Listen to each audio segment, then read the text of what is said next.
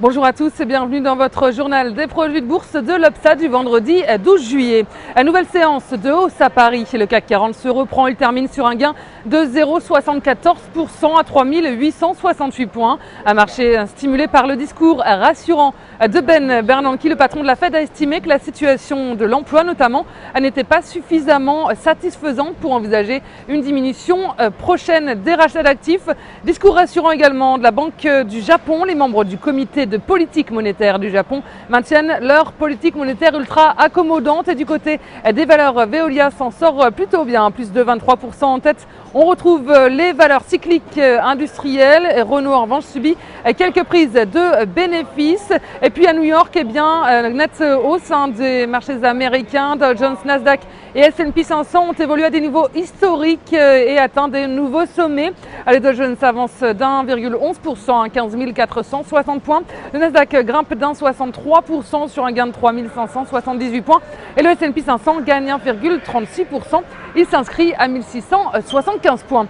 Et la tendance a été portée évidemment par les propos rassurants de Ben Bernanke, et les statistiques du jour aux États-Unis ressortent mitigées, mais elles n'ont pas eu d'impact sur la tendance. Les inscriptions hebdomadaires au chômage augmentent plus que prévu à 360 000 contre 344 000 attendus. Et puis les prix des produits importés baissent pour le 4e mois d'affilée donc aux États-Unis.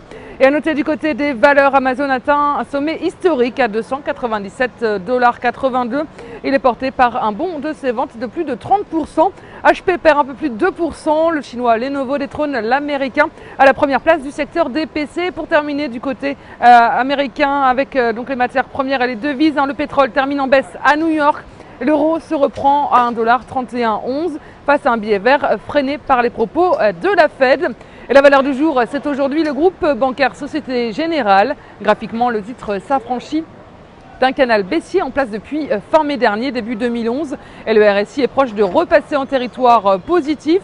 Son orientation milite pour la mise en place d'une nouvelle phase de progression avec les 32,40 € comme première cible. Et le dépassement de ce niveau amènera le titre sur des plus hauts annuels à 34,30 € avec une invalidation en dessous de 25,24 €.